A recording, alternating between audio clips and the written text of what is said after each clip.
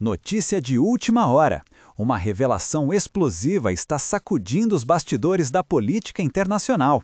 Durante uma entrevista exclusiva, uma jornalista brasileira trouxe à tona um depoimento chocante de Hugo Elpolho Carvajal, o ex-chefe de inteligência da Venezuela. Segundo ele, Lula seria tão criminoso quanto Nicolás Maduro e estaria envolvido nas mesmas redes de corrupção e influência que sustentaram o regime chavista por anos. Essas declarações colocam o Brasil no centro de um escândalo que pode repercutir em todo o continente. As conexões sombrias entre o poder e o crime parecem mais profundas do que muitos imaginavam, e agora a verdade começa a vir à tona. É impressionante como que os maiores escândalos, os mais perigosos para o PT, para a esquerda e para o Lula, são justamente os escândalos que a imprensa finge que não existem. E a imprensa agora está fazendo um esforço fenomenal para fingir que não aconteceu um escândalo da denúncia da delação do ex-chefe de inteligência do Hugo Chávez, Carvajal, Elpolho, como é conhecido, de como o PT e o Lula receberam dinheiro de corrupção durante as suas campanhas da Venezuela para cá e até do narcotráfico. Tem uma jornalista no Brasil, que é a Lisa Robson, que investiga essa situação, que entendeu a gravidade disso e já investiga esta denúncia, né, do Carvajal desde antes dele ser transferido para os Estados Unidos, quando ele ainda estava na Espanha.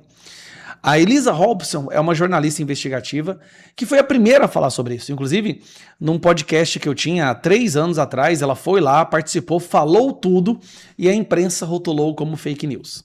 Pois agora que saíram esses novos documentos, e também na imprensa latino-americana, menos da brasileira, mas na imprensa latino-americana que saiu sobre essa denúncia, ela participou de uma live com a Ludmila Lins Grillo, que todo mundo conhece, que é uma juíza brasileira que está exilada no Brasil, nos Estados Unidos, justamente porque ela denunciou os crimes do Alexandre de Moraes e do STF. Mas só escuta isso daqui para você entender a gravidade e por que a imprensa está se esforçando tanto para colocar isso em silêncio. Agora tivemos a notícia de que ele decidiu apresentar documentos e provas de que a PDVSA financiou PDVSA é meio que a Petrobras, é a estatal petrolífera da Venezuela, tá? legalmente a campanha de Lula no Brasil. Eles me autorizaram a conversar diretamente com o Carvajal, por meio eletrônico. Então, nós começamos a nossa conversa por meio eletrônico. Obviamente que toda a conversa, a única condição é que ela estava sendo monitorada pelo governo americano.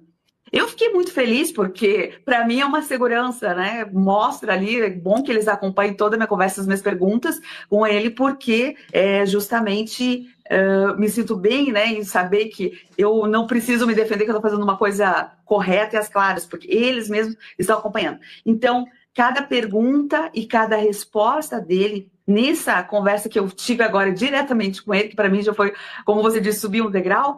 Isso foi muito importante, tanto para mim como jornalista, poder conversar direto com a fonte, sem intermediários, quanto para esse papel de investigação que a gente está fazendo, que é mais interessante ainda.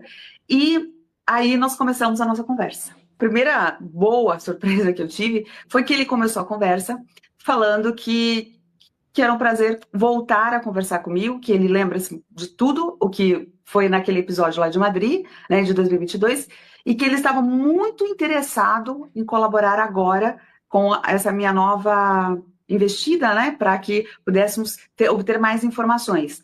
Então, iniciou de uma forma bastante aberto e bastante interessado. Uma das coisas que me chamou mais a atenção foi que ele estava muito bem informado. Até falei isso lá no canal do Rafael Fontana. Ele estava muito bem informado e ele sabe tudo o que está acontecendo no Brasil, absolutamente tudo. Ele acompanha todas as informações e principalmente toda a pressão que está acontecendo em relação ao secretário Marco Rubio e também Alexandre de Moraes. Então, ele sabia... Poderia dizer para a gente mais ou menos a visão dele sobre isso que está acontecendo no Brasil? Sim, eu perguntei, né? Foi aprofundando a conversa e eu queria entender também essa percepção dele, né? O que ele estava achando. E ele continua, ele insiste, né, que Lula é um criminoso como Nicolás Maduro. Vocês ouviram essa parte? Vamos voltar aqui só um pouquinho. O que o Carvajal falou do Lula? um criminoso como Nicolás Maduro. Lula, ele insiste, né, que Lula é um criminoso como Nicolás Maduro. Esse aí, que falou que o Lula é um criminoso como Nicolás Maduro, é o Carvajal, que está condenado a 20 anos de prisão por narcotráfico, narcoterrorismo. Era o braço direito do Hugo Chávez e foi responsável por mandar dinheiro de corrupção da Venezuela para partidos e líderes de esquerda e da extrema esquerda na América Latina. A Venezuela, através da corrupção e do narcotráfico, ajudou a eleger os principais nomes da esquerda na América Latina. Dentre os nomes estão Lula, Kirchner, tá lá Gustavo Petro, vários outros, né, Evo Morales, mas ele fala que Lula é tão criminoso quanto Maduro. E tem uma coisa, ele tem provas. Ele diz que tudo que ele tá falando ele consegue provar. Você imagina uma coisa dessa, cara? Se fosse com Bolsonaro um negócio desse, o Brasil tinha a imprensa brasileira tinha parado, tá? Com Lula, nada. Jornal Nacional não fala nada. Fantástico, não fala nada. Eu não vi uma matéria no Estadão nem na Folha de São Paulo. Só que o cara tá na justiça, tá preso nos Estados Unidos e o Departamento de Justiça dos Estados Unidos está tendo acesso a essas informações e vão usar isso para mais sanções contra o Lula. Agora você imagina uma Magnitsky contra o Lula. Cara, esse povo não tá entendendo. Todos os crimes dessa facção criminosa chamada PT virão à tona e eles serão responsabilizados por tudo que eles fizeram. Não pela justiça brasileira, infelizmente. Quem sabe um dia, né? Por enquanto, vai ser pela justiça dos Estados Unidos. E agora, ainda para completar, temos mais uma bomba que está deixando o país em choque. A própria Folha de São Paulo, um dos jornais mais influentes do Brasil, resolveu sair do tom neutro e partiu para o ataque, chamando o STF de uma piada e de mau gosto. Essa declaração inesperada expõe o clima de tensão que já domina os bastidores do poder. A imprensa, que antes silenciava diante dos abusos e contradições, agora parece não conseguir mais esconder o desconforto com as decisões da Suprema Corte. Será que a verdade finalmente está rompendo o bloqueio da narrativa oficial? O que está por trás dessa virada repentina da mídia tradicional?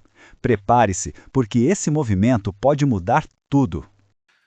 A nossa Suprema Corte deveria mudar o nome de STF, Supremo Tribunal Federal, para STV, Supremo Tribunal da Vingança. E ele tem dois focos de vingança. O primeiro, obviamente, é o Bolsonaro.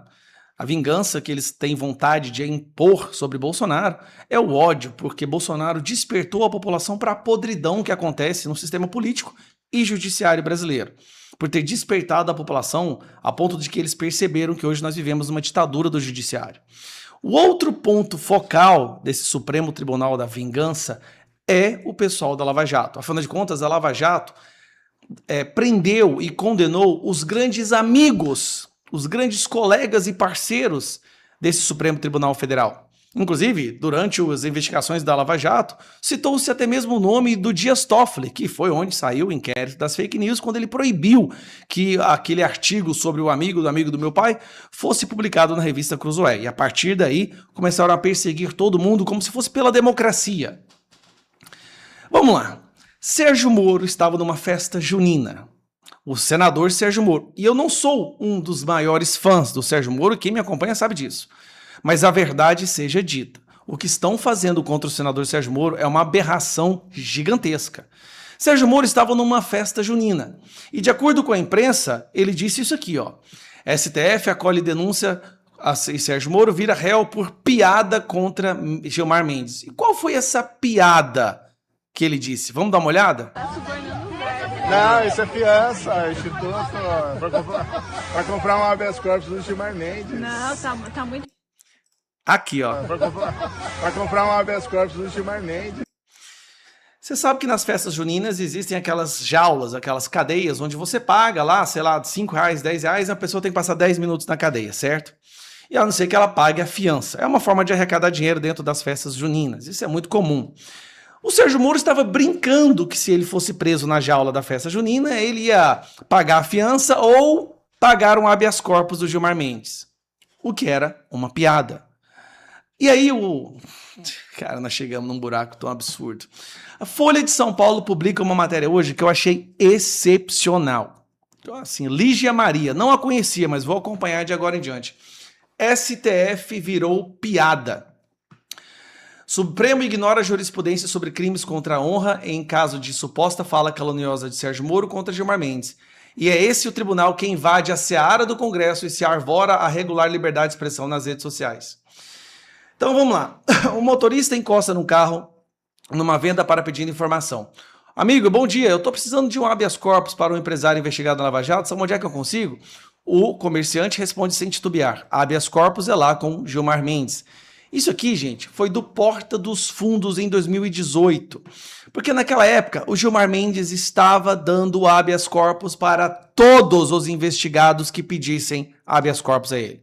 Todos os corruptos da Lava Jato, milagrosamente, eram protegidos por Gilmar Mendes. Vamos lá. Em junho, como você sabe, né, a jurisprudência brasileira tende a afastar o dolo dos crimes, ou seja, a intenção dos crimes contra a honra, quando há animus jocandi, ou intenção de fazer rir. A mais alta corte do país, contudo, vai no caminho contrário.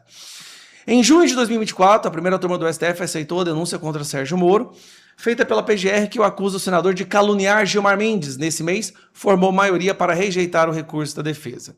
Em um vídeo que viralizou em abril de 2023, Moro aparece numa festa junina. Festa junina, esse vídeo que eu mostrei para vocês agora. Esse é o vídeo em questão que eles querem usar para não só caçar, mas até mesmo prender o Sérgio Moro. Não só o contexto explícito de zombaria foi ignorado pelo PGR e pelo Supremo, mas a jurisprudência do STJ. O crime de calúnia não se contenta com afirmações genéricas. É preciso descrever o fato específico, marcado no tempo, imputado à vítima, o que o xiste de Moro não faz. Ademais, como o vídeo foi postado por terceiro, diga-se, em abril de 2023, e se passa numa festa junina, Moro provavelmente nem sequer era senador. Assim, o caso deveria ser tratado na primeira instância, não no Supremo. É esse tribunal que invade a seara do Congresso e se arvora para regular a liberdade de expressão nas redes sociais, como mostra o interminável inquérito das fake news. A derrubada do artigo 19 do Marco Civil da Internet, o julgamento de um curso em curso no âmbito do trama golpista, que pode abrir precedente para criminalizar desinformação. O STF virou piada, sem graça, o que é pior. Folha de São Paulo publicando uma matéria dizendo que o STF virou piada. Bom, do jeito que as coisas estão indo, a Lígia Maria, acho que é o nome dela, né? Lígia Maria também está aqui. A Lígia Maria provavelmente também será colocada num inquérito e corre o risco de ser presa. Afinal de contas, ela está fazendo uma crítica racional, lógica à Suprema Corte brasileira, ou à Suprema Corte da Vingança. Eu estou falando sobre esse caso porque tentaram, um senador aqui de Goiás, o Vanderlan Cardoso, tentou fazer exatamente a mesma coisa comigo. Eu teci críticas a ele em um vídeo meu, que eu até me arrependo, adjetivei ele de vagabundo. Ele usou esse vídeo para falar para o Alexandre de Moraes que eu estava tentando abolir o Estado Democrático de Direito.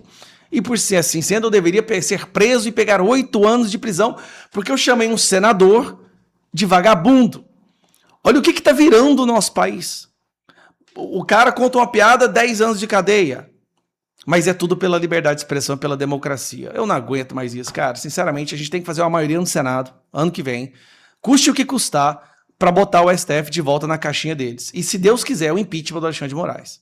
O cenário político está pegando fogo e cada nova revelação mostra que o jogo de bastidores é muito mais sujo do que imaginávamos. Se você quer continuar acompanhando tudo que eles tentam esconder, inscreva-se agora no canal, ative o sininho e fique por dentro de cada nova reviravolta. E me diga, você acredita que o STF ainda tem credibilidade diante de tantos escândalos e contradições? Comente aqui embaixo, sua opinião é fundamental para entender até onde vai essa história.